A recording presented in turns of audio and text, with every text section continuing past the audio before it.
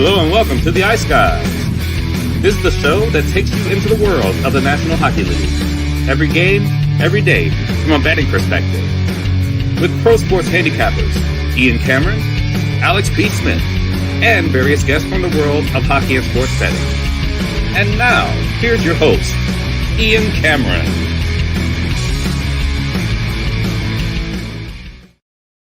Welcome to the Ice Guys, Monday, October 14th, Columbus Day in the U.S. A happy Thanksgiving to those of you in Canada. Canadian Thanksgiving today. I hope you're enjoying the holiday wherever you are. Ian Cameron, Alex B. Smith. No holiday for us on this show. As you know, we're here for you each and every day, 7 days a week throughout the NHL season. And we've got a nice 6-game NHL slate for this Monday, this holiday Monday, with 3 afternoon games taking place. Nice to see the NHL was using their noodle and decided that we're going to put all the games at 1 Eastern. Makes all the sense in the world. I get it. They're all in the Eastern time zone. Doesn't mean they all have to be at 1 p.m. Eastern. You know, the East time zone can have games that start at 3 p.m. The East time zone can have games that start at 4 p.m. Eastern. It's possible, Bettman. It's possible. And yet here we go with all 3 games at 1 p.m. Eastern time today. Absolutely absurd that they can't stagger these start times for these afternoon games. But I'm an old man yelling at clouds. No one's going to listen to me, and I have no faith in the NHL listening to me on shit like that.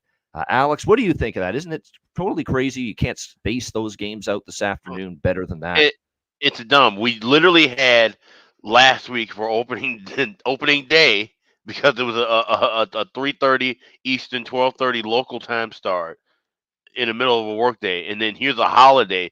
Why would you not have games stretched out throughout the entire day? Have something for the 3 p.m. Slate that would take people into the games that are at 6 o'clock. It just makes no sense. Crazy. It's absolutely nuts. You're right. It doesn't make a whole lot of sense, but it is what it is. Like, even you could start one of the games at 1:30. It's not the best. It's probably, I would like it, complete like later, like 3-4, space the game entirely different, make it like a double header. But even if you put one of them at 1:30, it means that when the 1 o'clock games go to intermission, we've got something to watch. That'll still be in the first period. I mean, it's whatever. It's ridiculous. It makes no sense. But like I said, I have no faith in it changing. It's like the league acts like we can only watch 1, maybe 2 games at a time. It's absurd. Yeah, it's called 2024. We have remote controls. We can change to different games. We can watch different games. Sometimes the same multiple games on one screen, which I do often throughout the course of the sports year. Quickly on yesterday, won't spend too much time, but Winnipeg pulls one out against the Minnesota Wild. We end up first period over, man, a little last-second miracle there with Mark Scheifele. They pulled the goalie, Winnipeg, to get an extra attacker in the dying seconds there, and it worked as Mark Scheifele scores to tie that game, and the Jets get a nice win there against the Minnesota Wild yesterday in that one. Winnipeg, let's give them credit. I mean, we kind of had the casket in the ground already for this Winnipeg team before the season started, but so far they've impressed and they've gotten off to a nice start. But again, you can't say that the teams you thought were going to be bad that are good so far are going to keep going this way for 82 games. I mean, let's see more, but so far for the Winnipeg Jets, a nice start. And you could say the same thing about the Calgary Flames, who saw their 3-0 start coming. But here we are, 4-1 victory over the now 0-3 Edmonton Oilers. Who thought the Alberta teams after 3 games, the one that would be 3-0 would be Calgary, the one that would be 0-3 would be Edmonton. But that's where we are right now. But Flames, give them credit. Vladar was very solid. I think much better than he was against Vancouver. Edmonton just, offensively, they haven't been hitting their stride. They continue to, struggle and have breakdowns defensively. We have a problem with goalie interference, though. We have a big problem. That Corey Perry goal being called no goal is a complete and utter farce, a complete and utter joke. This is supposed to be a sports world these days where every league is catering to wanting more goals, more touchdowns, more baskets, more home runs, more points, more offense, more goals. And that is the kind of goal you take off the board. There was not even, you know what goalie interference used to be? That the player makes contact, vicious, hard, obstructive contact with the goaltender.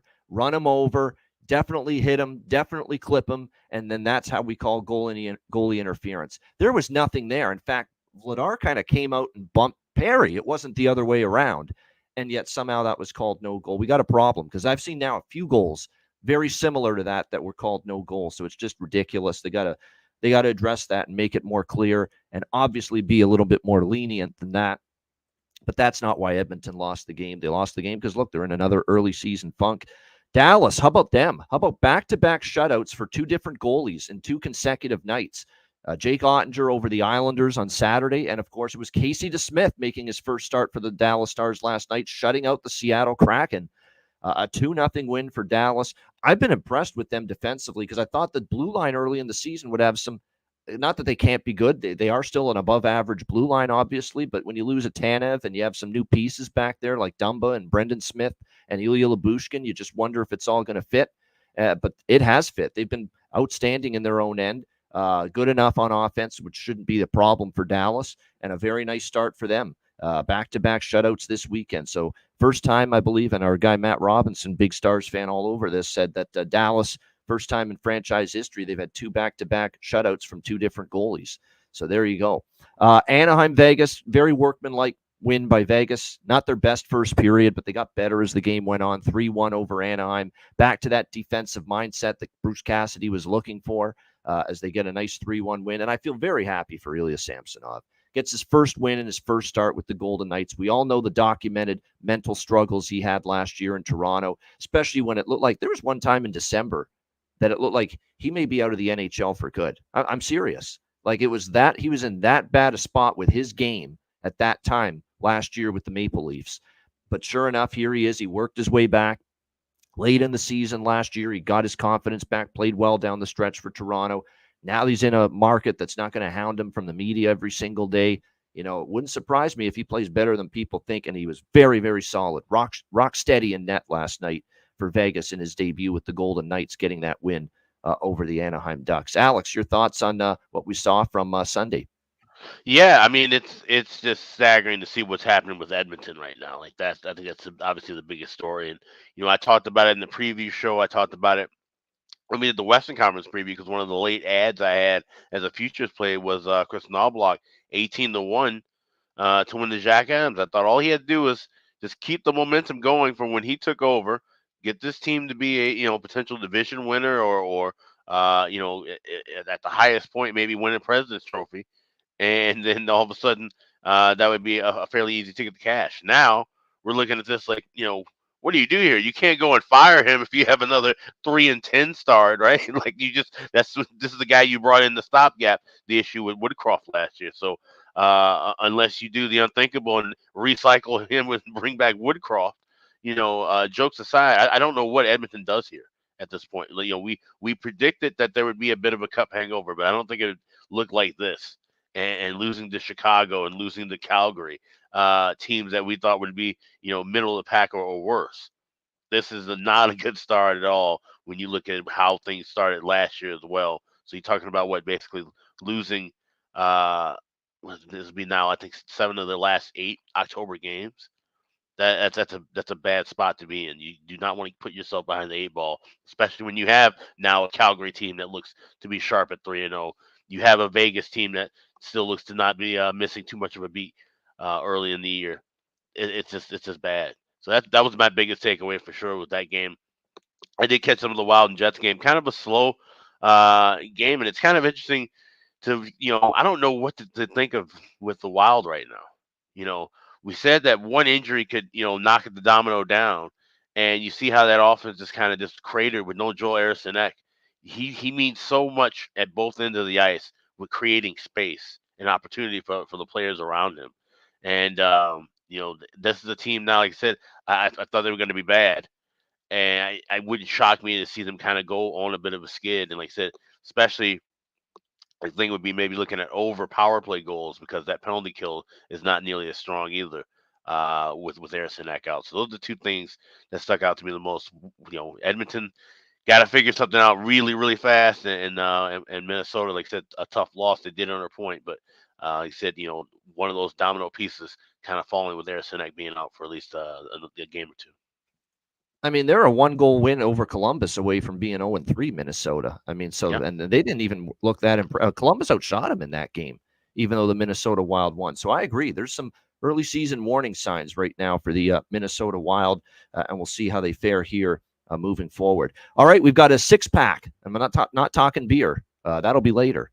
for the Thanksgiving feast. 6-pack of NHL games here on this Canadian Thanksgiving / U.S. Columbus Day holiday Monday. We've got the LA Kings taking on the Ottawa Senators. This is the first of the 3 early start games at 1 p.m. Eastern in about an hour from now. Ottawa minus 115, home favorite, 6 the total.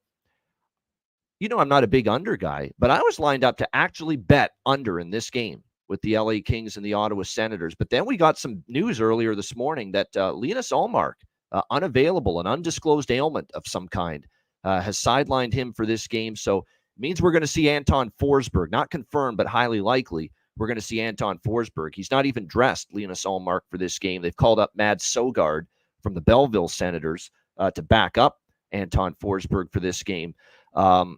So it's going to be Anton Forsberg now in net, and I still lean under because, look, LA's not scoring. LA has played 2 pretty stodgy, stingy defensive games in their first 2 against Buffalo and Boston. Both of those games sailed under the total. Ottawa is adopting a more defense-first mindset right now in the season with Travis Green. We saw their game against Florida stay under the total. We saw their game against Montreal on Saturday also being under there. As well, but I'm telling you what, I'm not a big Forsberg fan. Didn't love his preseason either. Kind of up and down last year. He's capable. I've seen him play great games. 1 or 2 goals allowed on 38 saves. I've seen that version of Anton Forsberg. I've also seen the version where he gives up 5 and gets lit up. So that's going to be the question. Will LA be capable of lighting them up? That's the question. So I still lean under, though. I feel both of these teams have really emphasized playing good in their own end and letting their offense feed off their good, strong play in their own zone, both teams so far this season. And I probably would have leaned to Ottawa if it was Ullmark in net. LA did start the season well on the road last year, and so far this year they beat Buffalo, of course, and they took Boston to overtime. They did lose that game, but pretty solid effort against the Bruins on Saturday. But I'm going to pass on this game. Nothing for me here with the Kings and the Senators. Just to lean to the under, which would have been a bet for me had Linus Ullmark been in net. Now it's not going to be, but I still do lean to a lower scoring game here. Alex, what do you think? Kings, Senators. Yeah, that, like I said, it would have been an under look with a 6 or 6.5 if Ullmark's playing. Now 5.5 minus 130. I'm seeing that FanDuel 6 is around as well. This may be one I'd wait for a kind of a slower start and then look for a live over at a cheaper price. Maybe wait for a 4.5, laying $1.20 or better. And then go over. I could see it's maybe a 3-2 final. So this would be the closest. I do have one draw play. This isn't it. This is a close lean that's just missed out on my card being a draw as well. Like I said, now with the news of no Ullmark and Forsberg, it changes things up a little bit. So it's a pass for a short card. Yeah, it's a complete pass. Not even any goal props for me because I don't know how many goals we're going to see necessarily in this. And I don't see anything popping off the chart for me as far as value is concerned. We don't have any major the angles we like are the players that are undervalued because they're moving up to the top line or the second line. We're really not seeing that. The only thing I would say is Laferriere is probably value again because he's still on that top line. He hasn't clicked yet, hasn't scored yet, but you hope that sooner or later that will happen. And I've been talking about Pinto being someone that might have some value, but nothing really much other than that there with that one. Next game up for the second time in a week, we're seeing Florida and Boston go head-to-head. Of course, last week they opened the season in Florida, the banner night, championship banner night for the Florida Panthers, and now they traveled where they beat up on the Bruins. So that's in the back of the Bruins' minds here for this rematch here at TD Garden. Boston minus 135, home favorites, 5.5 the total in this game. Always a great watch when these two teams play. I'm sure we're going to see more animosity. There's definitely a lot of that between these two teams. I did bet a small piece of the draw in this game. That's about it. I think the draw might be worth a look. I think Boston will definitely play Florida much better than they did last week. Obviously, that was a debacle for them. Korpisalo was in net that night. They were an absolute train wreck defensively in that game. And the Florida Panthers still without some key pieces going into this one. Of course, Matthew Tkachuk's still out. His is more day-to-day. Alexander Barkov is more week-to-week going into this game. But Florida's off 2 losses, so Florida's not coming in here to lose and lose 3 straight. They've now lost back-to-back games to Ottawa and Buffalo. The injuries have certainly hurt them a little bit. Those are 2 obviously integral pieces to the team when you're talking the captain, one of the best two-way players in the sport in Barkov, and Tkachuk, one of your best, not only scorers, but energy people, right? He gets the energy up on this team. He gets in someone's face. He draws a penalty in a scrum. How many times does he do that shit? You don't have that anymore with Matthew Tkachuk being out. So that's the problem, is more reliance on Bennett, Verhaeghe, Reinhart. I would say those three guys are someone you want to look at as far as maybe scoring a goal. It's been a line blender type of situation here for Paul Maurice. Looks like he's put Lusterine and Lundell up with Reinhart.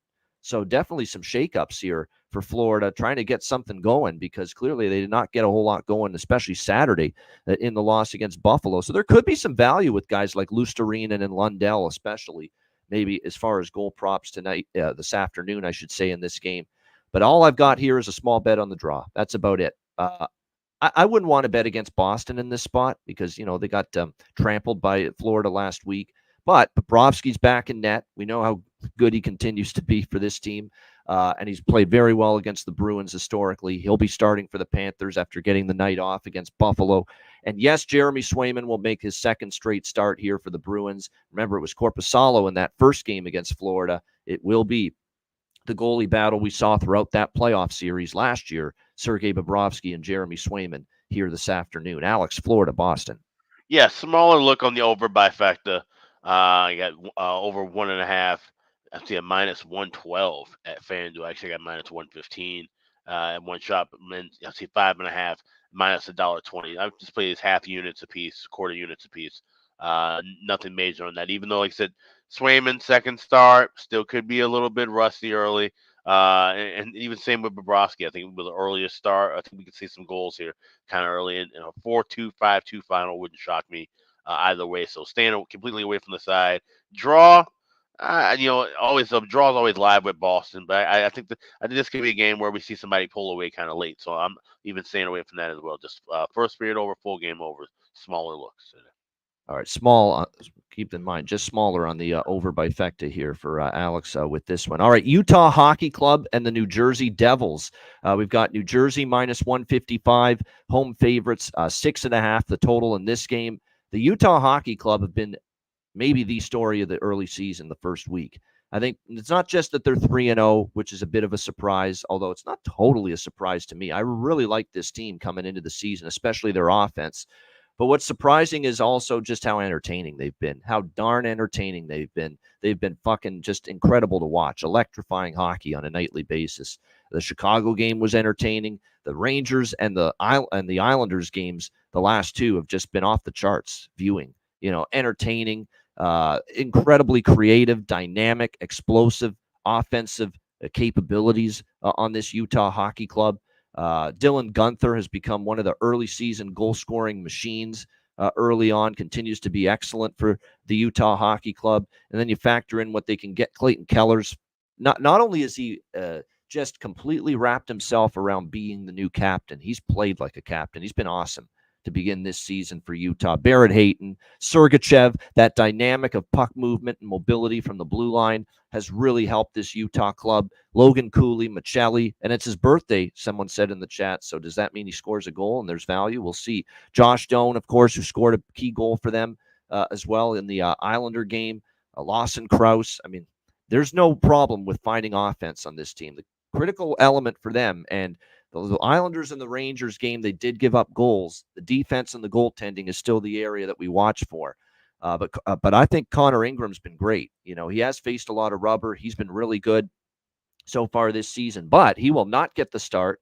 We will see Karel Vejmelka for the first time this season in net for the Utah Hockey Club, coming off a down year. So will he continue to be that kind of a dynamic player here for the, or can he have a bounce back year, I should say, here for Utah in net? That's going to be the question. This will be his first start of the season today. And on the flip side, we've got New Jersey with Jake Allen in net for the first time, giving Jacob Markstrom. Actually, Jake Allen started in Czechia, but this will be his first, I guess you could say, North American start of the season here for the New Jersey Devils this afternoon. He is a downgrade from Markstrom. I like him. He's still a capable backup, but we do downgrade New Jersey a little bit in net. Now, I've been impressed with the Devils. Great bounce-back win for them against Washington. That was a game we were on. A lot of New Jersey bets there in that one. And maybe they win again here. But one thing about we've seen early in the season, don't be the what if guy, or don't be the, or the do factor better or handicapper. Because if you've been betting the do factor for Edmonton, you're 0-3. That, Edmonton's due to win tonight. Let's bet them. They can't keep going. They keep losing like this. Okay, let's bet on them tonight. Well, you've had your ass handed to you so far. On the flip side with Utah, don't be that guy right now that says, okay, Utah's due to lose. Okay, it's going to happen today maybe. Don't do it, especially when they're getting this kind of price. Don't do it. All right? Let the team prove to you they can lose before you bet against them. Let Edmonton prove to you they can win a fucking hockey game before you bet on them. That's the rule to me early in the season. Don't be trying to say, well, this team's outperforming their preseason expectations. Let's bet against them. Oh, this team's underachieving based on their preseason expectations. It's going to change. Let's bet on them. Don't be that guy. Don't. Stick with what you know right now. And what we know right now is Utah's undervalued. They're riding this wave. We could see them continue to get off to this great start here early in the season. So I'm going back to Utah. Utah's a plus price. I've had a piece of Utah in every game. A little bit on the draw here. It's a dog and draw split, and I'm all over trifecta here. It's definitely my stronger, more favorite look on this game is over 1.5 first period. First period, both teams to score. You can get that at a plus 150 right now at FanDuel, and also over 6.5 here, minus 110. I'm not going to fight it. 3-0 to the first period over, 3-0 to the full game over this year. The Utah Hockey Club, they're playing an exciting brand of hockey, and I think with the offense that not just they have, but look, New Jersey's got a lot of pretty good dynamic players up front as well, obviously. I think we could get into one of those games where we see plenty of offense here early this afternoon. Definitely this is the game. If you like offense of the 3 games, this is the one you're going to want to watch most of all. Alex, what do you think here? Utah, New Jersey. So I grabbed that first period over earlier at minus 140. Now at 146 to 150, I would look to try to grab a cheaper price live. Same thing with that full game over as well. So I do endorse the over trifecta, and I have that plus 150, both teams to score first period. But I have that smaller, and I would endorse grabbing the first period and full game overs in game at cheaper prices. Also do have the draw plus 370. Like I said, this is just a Utah team. 2 in a row for Utah. Hockey. Yep. Yeah, and play close. So first period over is the strongest look of those totals, and then the draw plus 370. Like I said, the New Jersey team that, like I said, we're waiting for both of these shoes to drop at some point, but you can't bet on that to happen. And I don't really care for this side. Even like I said, New Jersey 155. The only way I'd be looking at New Jersey in that range would be in regulation, but I certainly wouldn't be doing that right now with how tight Utah's playing. So draw first period over and full game overs in game, and then a smaller lean with that both teams to score in the first. Yeah, this should be fun. I'm looking forward to this, and I look forward to watching Utah play every game now. With what I've seen so far, they are a fun, exciting young hockey team, and you know what? They're probably not going anywhere either. They're going to be good for some period of time. So it's going to be fascinating to see how it continues to unfold here this season. Again, if they can just get a smidge of defense and a decent amount of goaltending, to go with what they've got offensively, they're going to win a lot of games this year. But that's always going to be the critical element, how well they can keep the puck out of their own net as the season goes on. All right. By the way, Paul Cotter, absolutely. The goal props I like. Dylan Guenther at plus 200. I know it's not bargain bin price, but that's still an insane price with the way he's popping the goals in right now. Dylan Guenther for Utah at plus 200. Paul Cotter's a must bet at plus 600, plus 650. I'm seeing. I know he's down on the third line with Hala and Stefan Nason, but he has been an offensive dynamo from that third line. 4 goals already this year, 2 against Washington, scored in each game against Buffalo over in Czechia. At that price, plus 600, plus 650, I think it's definitely worth a look as far as that's concerned. Looking at Paul Cotter right now, as far as a good value for the New Jersey Devils at this point in time. Dawson Mercer's had chances. I think I might stick looking at him. And someone mentioned that it's Matthias Michelli, his birthday. I know he's only playing on the 4th line, but maybe because of that, you sprinkle a little bit on his goal prop here this afternoon as well for the Utah Hockey Club. But the main ones for me are Guenther for Utah and also Paul Cotter for New Jersey. for goal props here. Okay, the rest of the games tonight are taking place here on Monday night. Detroit Red Wings, New York Rangers. Rangers minus 225, home favorites, 6.5 the total here in this game. The New York Rangers felt what it feels like to go up against that Utah Hockey Club that we just talked about. They lose 6-5 in overtime to the Utah Hockey Club on Saturday night. They will be looking for a bounce back collectively, especially defensively, as will Igor Shesterkin, who is not accustomed to seeing the light lamp for 6 behind him in a particular game. But it will be back to Igor Shesterkin here tonight for the New York Rangers in net, as he looks to rebound from that Utah performance, which was not all on him. A lot of those goals were beautiful goals. There's not a whole lot he could have done. I don't think there were many soft goals that he gave up, honestly. It's just one of those nights, Utah, with their great offensive talent and array of skill, it just made life difficult, got the Rangers out of position. Their speed really was a factor. Rangers had trouble containing it for much of that game. We'll see. There'll definitely be a team that should be focused on a strong bounce back effort here against a Detroit team that had a bounce back effort themselves after just a horrible home opener against a pretty, mediocre Pittsburgh team. We don't think much of the Penguins this year, and for Detroit to play that poorly in that game was surprising. And then they bounced back and they beat one of the heavily hyped, teams coming into the season, the Nashville Predators, and they shut him out to boot. Yes, that Detroit blue line that we have all kinds of questions about. I don't like that Detroit blue line. I still don't. And yet somehow they get the shutout win 3-0 against Nashville. 42 save shutout from Cam Talbot. So you do have to give him credit.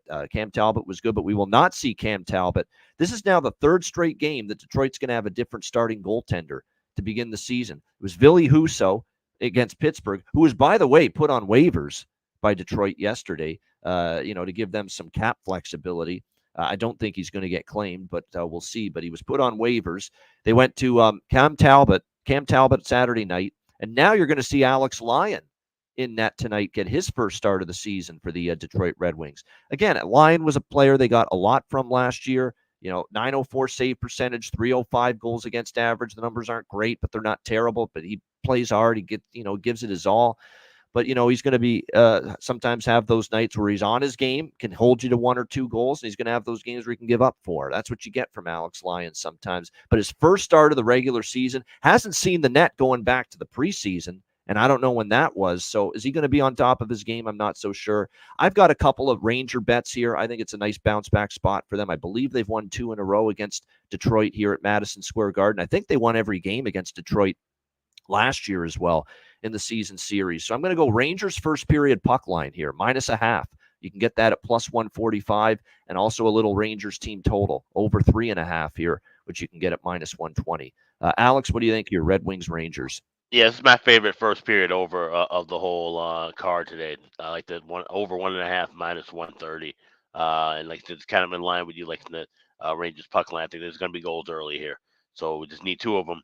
So I'm just going to go with that. My land at 130 with the over 1.5. Yeah, Tarasenko against the Rangers. Good point, Jarek. I think that's worth a look. Lafreniere is the one I like. I think Lafreniere was quiet by his standards on Saturday against Utah. Don't forget he had a beautiful goal against Pittsburgh the game before that. I think Lafreniere makes an impact here tonight for the New York Rangers. Andrew Kopp, there's another one against a former team. Angle, if you like that. You can go to the well with that. But definitely, predictably, Riley Smith's been pretty quiet playing with Kreider and Zibanejad. I think there was some foreshadowing from John Massey in the Rangers preview about whether that would work. What Riley Smith would be the answer to play that right wing. They've been Peter Laviolette and the Rangers have been looking for a right wing player on that top line for, it seems like, ages now to fit and work and click with Kreider and Zibanejad. And it's definitely been an inauspicious start here for Riley Smith playing on that line for the Rangers so far. All right, next up, we've got the Pittsburgh Penguins and the Montreal Canadiens. This is the first Amazon Prime Monday Night Hockey game of the season. This is a new Canadian national TV package. Now, it won't affect anybody in the U.S. Like, it'll just be your regular, whatever you do use in the States to watch games that aren't nationally televised, that's where you'll find this game, basically. ESPN Plus, I think, aren't they, Alex, the main carrier of NHL games in the States? Yeah, either ESPN Plus with their package, they basically have center ices included, or you get Yeah, the NHL center ice package through your cable or satellite provider. there you go. So it's either Center Ice or ESPN Plus, which offer all the out of market games as well, the non-national TV games, the non-TNT games as well. Which wouldn't be on ESPN Plus, obviously, either. So Pittsburgh and Montreal, minus 140. Pittsburgh road favorites, 6 the total. They hit a home run for the people in Canada with the Amazon Prime Monday Night Hockey. The voice of it will be John Forsland all year. You can't do much better than that. So looking forward to him being on the call of these Monday night games for Amazon Prime north of the border here in Canada. Look, I like Montreal here, Alex. I do. Plus 120, sign me up. This Canadiens team, I like what I've seen. They beat Toronto 1-0, the first game of the year. Boston, if you look at what we saw from them, I thought in a brutal spot, back-to-back, Bruins were pissed and angry and, ready for that game after the Florida debacle. And Montreal never went away in that game. They kept on coming. They kept on battling. And it was impressive to see. They've got their skill and their speed is very impressive to me and very evident to me. Lane Hudson is already a machine with the puck on his stick, puck on a string every time it's on his stick. It's very impressive. This young group really has the chance to, I think, continue to improve. To me, this is just, you can't have Pittsburgh a minus 140 road favorite. Can Pittsburgh win this game? Sure, they can. But minus 140 road favorite here? No, not interested. Of course, they lose to Toronto. We kind of projected that in that game. And more than anything, I actually think Yoel Blomqvist didn't play that bad. He's the guy that was in net when they got the win against Detroit. He was the guy that was in net against Toronto, and I thought they were competitive in that game. They're going back to Tristan Jarry, who got lit up like a Christmas tree against the New York Rangers, who didn't have a very good season last year. They're going back to Tristan Jarry in net tonight. He's playing like a jar head right now in net, Tristan Jarry. It's not been very impressive. Terrible to me in that first game against against the New York Rangers for this Pittsburgh Penguins team, coming off a down year last year, lot to prove. And now Montreal, Montreal's got the better goalie right now based on current form. Samuel Montembeault will start. This guy's been incredible. 2 games, he's allowed 1 goal in the 2 games combined that he started against Toronto and Ottawa. Remember that Boston game where Montreal gave up 6? That was a Caden Primo night. That was not Samuel Montembeault. So Montembeault's confirmed the starter tonight. Live home underdog here. Place will be bumping. They usually give Pittsburgh a tough game. They think they're live to win this one. And more than anything, this is just fading a team that I don't think is good enough to be a minus 140 road favorite. Montreal plus 120. Alex, what do you think here? Penguins, Habs. Yeah, my new goalie charts will be coming out this Wednesday, and there's some changes with these 2 teams for sure. A bigger gap now, like you said, with Montembeault to Primo, and Montembeault has been playing exceptionally well, and Joel Blomqvist much closer to Tristan Jarry and everybody else on that staff. Now he looked really good. I liked what I saw from him in these couple of starts he's had so far this season. But yeah, now going back to Jarry, wrong team's favorite here. So I'm right there with you. I like the Habs plus 120. That's my only play in this game. I think I will not bet any Pittsburgh games under the total, but I'm not ready to bet a Montreal game with Montembeault right now over the total. I mean, he's been good. And 2 unders, right? Both Montembeault starts stayed under the total. The Toronto game, the Ottawa win the other night, 4-1, when he was in net for the Canadiens. So I'm conflicted with the total, which means I don't bet it. I leave it alone.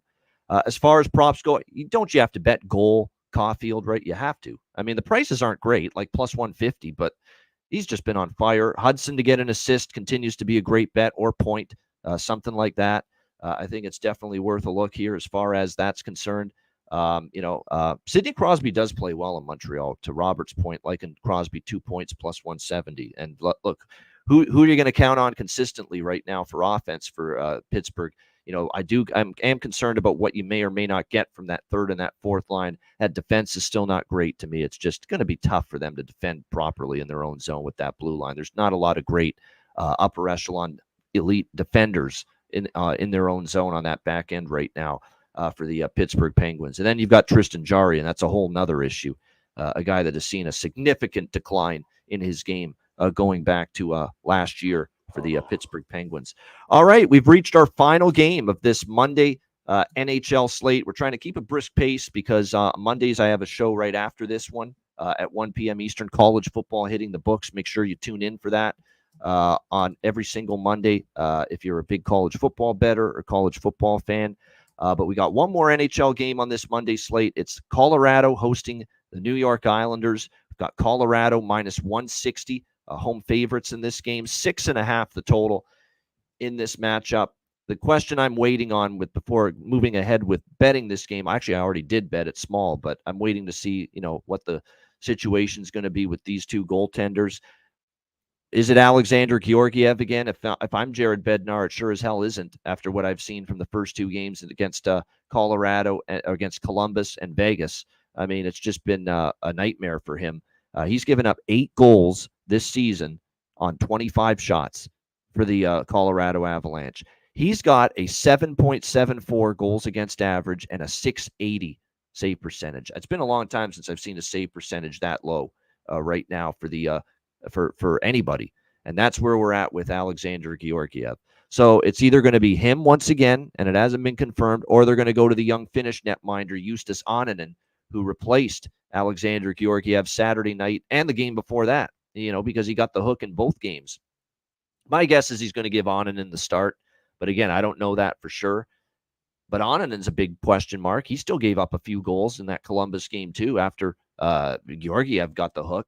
And we just haven't seen a big enough sample size from him, to really equate what we're going to get. For the Islanders, of course, it's been Semyon Varlamov in net for these first couple games. Sorokin was limited in training camp following that back surgery in the offseason. They've given him some time to recover from that surgery. That's why Semyon Varlamov started the first 2 games, but it sounds like Patrick Waugh is leaning toward giving Ilya Sorokin, not confirmed yet, but leaning toward Ilya Sorokin getting his first start of the season here for the New York Islanders. And if you go back to last year, Sorokin didn't have a good year by his standards. He was a down year by his standards last year. We remember he was one of the top goalies in the NHL 2 years ago with that tremendous .922 save percentage, 924, 2.34 goals against 2 years ago, 908 save percentage, 301 goals against average last year. So noticeably declined last year in his play was Sorokin. And he's coming off a back surgery, and he didn't really see the ice much at all in preseason. And now you're going to throw him in. Again, it's one of these deals where are you going to be on top of your game, or are you going to be sharp, right off the hop if you're Ilya Sorokin, if you get this start here. And the one thing Colorado still has, even though they're banged up big time, we talked about this on Saturday, Drouin's still out, Lehkonen on IR, Nichushkin coming back, who knows when. You got guys like Ross Colton playing on the top line with McKinnon and Rantanen right now not Ross Colton, Miles Wood. Although it looks like Miles Wood got dropped to the third line at the end of the Columbus game, and they put Nikolai Kovalenko, the young Russian, up there on the top line with McKinnon and Rantanen. So who knows how that's going to go? I would say bet Wood, bet Kovalenko, bet both of those Colorado props, because one of them is going to see the top line tonight with McKinnon and Rantanen alongside them for this Avs team. So keep an eye on that. I've got a bunch of bets, but smaller across the board because there's so many different things I've got going here. Let's start with Islanders money line. I feel I have to take it at this price with the way Colorado is just a complete sieve in their own end. And it's not all on Georgiev. Georgiev's the main catalyst for why they're getting lit up. But the defense has not been great in front of them either. Like, they're screwing up in their own end right now, the Avalanche too. Way too much. The Islanders are coming off a shutout loss to Dallas on Saturday. I still think they're a better offensive team this year with Duclair now on the team on the top line. Maxim Siplikov's a young Russian that I think is going to be able to give them an offensive punch to go with the usual suspects like Brock Nelson and Bo Horvat and Matthew Barzal and Kyle Palmieri. I do still think they're a better offensive team. I'm going to take a shot again, plus 140. Again, dare the Avalanche to show me, don't say they're due, like with Edmonton and with Vancouver and with all these teams that are over to begin the season. Let them show you that they're due. Let them win a game first. Until then, they're bet against, period. End of story. So for me, Islanders plus 140. Islanders team total over 2.5. I've got a split between the money line and the Islanders team total over 2.5. The shutout loss to Dallas for the Islanders doesn't look that bad. Look at the way Dallas defended over the weekend against Seattle. So I like backing teams not only to be competitive and or win, but also score off a shutout loss. That's usually a pretty good angle in the NHL.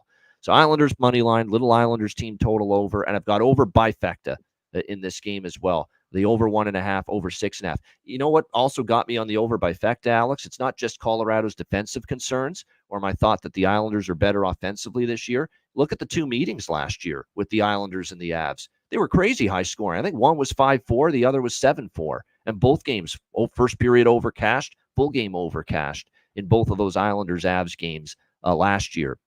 So hopefully more of the same tonight. Alex, what do you think here? Islanders, Avs. Yeah, I grabbed Islanders plus 140 as well. Like I said, Colorado looks to be broken, in my opinion. And, I was reading goalie posts and saying that there's a possibility that it could be Georgiev again, starting in net. And like I said, this is a goalie that, he's already worn down, and you keep wearing him down. And it's not. I don't think it's not about building confidence. I think it's more if he needs rest. He's just been burnt the hell out. And he seems to be out of form. So I'm definitely taking a plus 140. But I did throw a little smaller spot on the draw at plus 380. That was just too high of a price. Yeah, I'm on that too. I forgot. I knew there was something I forgot to mention just now. And that's, of course, the Thailanders. How could I forget that? The Thailanders. They're the Thailanders after all. Yes, draw plus 380. I'm on that too. Yeah, that's just a high number. And like I said, it could be if Colorado can find their game. That's not to say that this couldn't be a game where they end up, be tied 3-3 past regulation. They end up getting the win in overtime or a shootout. So Islanders plus 140 and draw plus 380 was my two spots. Wood, Kovalenko for Colorado, Duclair, Siplikov for the Islanders. Keeping it simple. 2-player goal props both ways for each team. 2 for Colorado, Kovalenko, because he may be on the top line tonight with McKinnon and Rantanen. And if it's not him, it's probably Miles Wood. And even then, he scored the other night against Columbus. So I like the value there with Miles Wood. And then for the Islanders, Duclair, you remember he scored against Utah in the first game. Obviously, nobody scored against Dallas, but Duclair's on the top line. We know the kind of season he had last year with San Jose and with Tampa. And I like Siplikov. Siplikov's another guy that scored against Utah for this New York Islanders team. So Siplikov and Duclair are my favorite goal props for the Islanders here in this game tonight. Great stuff. Blistering pace. We don't have too many shows like this. We usually take our time, but we're a little pressed for time today, but we appreciate you guys joining us. Hit the like button on the way out. Absolutely. We love it. Love seeing everybody in here, all the usual faces and names. A reminder, patreon.com/iceguys, just $10 a month. I've got my card posted. Alex's will be posted shortly as well for the Monday slate on the page. We'll also add the bargain bin specials and the best bets. You know what I did with my card, Alex? I posted it before the show. I was going to post the best bet right away. I said, no, I'm not doing that. Revealed on the Ice Guys show, the best bet. And then we'll post it here. And got to get people to watch. Got to get people to watch. We're not revealing the best bet until we reveal it on this show. Patreon.com/iceguys, just $10 per month. Off to a really good start, profitable start in the NHL. We've had what, 4 out of 6 winning nights so far to begin the season. No complaints there. If you're going to win 4 nights out of every 6, that's a good thing, And if you can somehow replicate that more often than not throughout the course of the season, that's what you want to see. So, 4 winning nights out of the first 6 for yours truly, and we'll try to keep that going. Patreon.com/iceguys. Again, betting card daily, goalie charts, totals charts, bonus content, player suite interviews. We've even got a few more that we're going to post as the season goes on. Live exclusive betcasts for Patreon members only throughout the season as well. All that and more, $10 per month, patreon.com/iceguys. Also, check out the Ice Guys store at iceguys.myspreadshop.com. We've got everything in stock right now. Hoodies, caps, T-shirts, mugs, you name it, we got it. It's all available right now at iceguys.myspreadshop.com.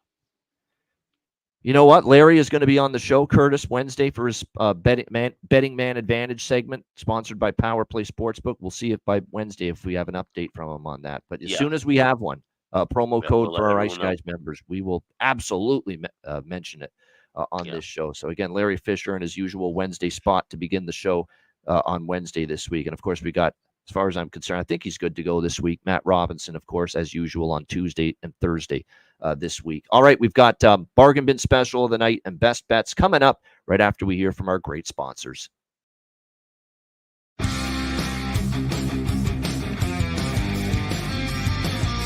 Support for the Ice Guys podcast is provided by Boston Hemp Incorporated, Manscaped, Power Play Sportsbook, Raise Your Game, Tailgaters SoFi.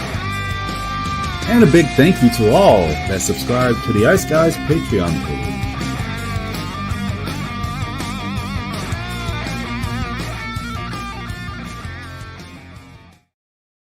Everyone loves a perfect pair. Bacon and eggs. Thunder and lightning. Mario and Luigi. A hot dog with fries. Ian and Alex B. That's right. Everyone loves a perfect pair. So why not pair up your game nights with Boston Hemp? From exotic flower to concentrates and edible products. You'd be hard-pressed to find a better pairing than Boston Hemp and hockey. Check them out today at bostonhempinc.com. That's bostonhempinc.com. Boston Hemp Incorporated, the official smoke sponsor of the Ice Guys. Void where prohibited by law. Not available outside of the United States. Must be 21 or over to obtain products. Check your local regulations to see if Boston Hemp is available in your area. All right, Boston Hemp Inc., our daily sponsor here on the Ice Guys. And again, 20% off all orders using the promo code Ice Guys at bostonhempinc.com. All right, bargain bin special of the night. We're due for a breakthrough. We are. We'll see if we can find one today for the bargain bin special of the night. I have two, and both of them are from the Islanders-Avs game, the latest game on the board. But we'll get to that after we hear from Alex. Alex, what do you like, bargain bin? Yeah, I have one in the night game with Pittsburgh and Montreal, and it's moving. It's funny. We don't usually get to talk about goal props moving, but especially it's still bargain bin worthy. But it was plus 800 when I bet it. Now I'm seeing plus 600 at DraftKings, plus 700 at Bet Online, a couple other shops. Lane Hudson, anytime goal scorer for Montreal tonight. I think everybody's kind of thinking the same thing. This kid's been hot. I've been seeing some of the highlights, and I think he's due for a golden night. So at plus 800, if you can find it, still floating around. But anything at 750 or higher, definitely would roll with Lane Hudson, anytime goal scorer for Montreal is my bargain bin special for Monday. All right, there we go. Lane Hudson for the Montreal Canadiens. We think of him more as a playmaker and assist man, but he's got a good shot too. And maybe he uses it to full effect tonight against the Pittsburgh Penguins. So Lane Hudson, Montreal Canadiens. What was that price?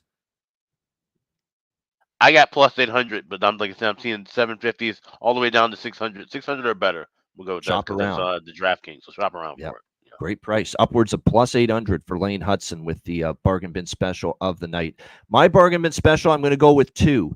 Right now, they've got Nikolai Kovalenko listed with McKinnon and Rantanen on the top line. So he's the one I'm going to go with. Plus 375 for Colorado. If he plays with McKinnon and Rantanen, that is an absolute bargain. 100% playing alongside those two players. So Nikolai Kovalenko for Colorado, plus 375. And then for the Islanders, I'm going to the Russian, Maxim Siplikov, plus 425 at Bet365. He is a guy that scored against Utah, was brought into this Islanders organization to give them some punch offensively. So we'll give you two bargain bin specials from that late game with the Islanders and the Avalanche. Nikolai Kovalenko for Colorado, plus 375. And Maxim Siplikov for the New York Islanders, plus 425 for my bargain bin special of the night. All right, best bets. Alex, what do you got here for best bet? I just got to mention, definitely shop around. There's a 10-1 floating around with Lane Hudson, anytime goal scorer. So there's wide variance, anywhere between plus 600 up to plus 1,000 on Lane Hudson. Best bet tonight, going right back with the first period over, that original six matchup, Detroit and the New York Rangers. We don't trust Alex Lyon. Like I said, if you got three goalies, you don't have any. That's where Detroit's at right now. So they're giving him his turn in the rotation. I think that could lead to some goals here early. So let's go Detroit and Rangers. First period over 1.5, minus 130. That's my best bet for Monday. All right, there we go. Detroit, New York Rangers, over 1.5 first period. Best bet for Alex B. Smith. My best bet for this Monday card, what's Pittsburgh doing laying minus 140 on the road? Pittsburgh can't be laying that. If they win the game, so be it. But you can't put Pittsburgh out there a minus 140 road favorite right now. Montreal, I like what I'm seeing from the young group, the energy. I'm seeing them compete in all three zones. I think their defensive game, too, they've really been, I think, shown more attention at that end. They've got more game breakers. Lane Hudson has transformed that blue line. Samuel Montembeault has been a rock in net. 1 goal allowed in 2 games so far this season. He's better right now at the moment than Tristan Jarry, who will oppose him at the other side. Montreal is a live home underdog tonight. Montreal plus 126. That is going to be my best bet here for this Monday NHL card. All right, that'll wrap it up. Thanks to everyone for joining us. We appreciate it. Hit the like button on the way out. And a reminder, the Ice Guys is live 7 days a week, Monday to Friday, 2 p.m. Eastern, Saturday and Sunday, noon Eastern. If you can't watch the show live, download the Ice Guys podcast in audio form on all major podcast platforms. For Alex B. Smith, I'm Ian Cameron. Have a great Monday. The CFL game, I lean to Montreal, actually. Davis Alexander actually is a very good quarterback. Be careful with taking Ottawa. And they're banged up, Ottawa, Red Blacks. Be careful there. Anyway, have a great Monday. Happy Columbus Day in the States. Happy Canadian Thanksgiving to everyone. Enjoy the games and Happy good luck. And we'll be Thanksgiving. back on Tuesday for another edition of the Ice Guys.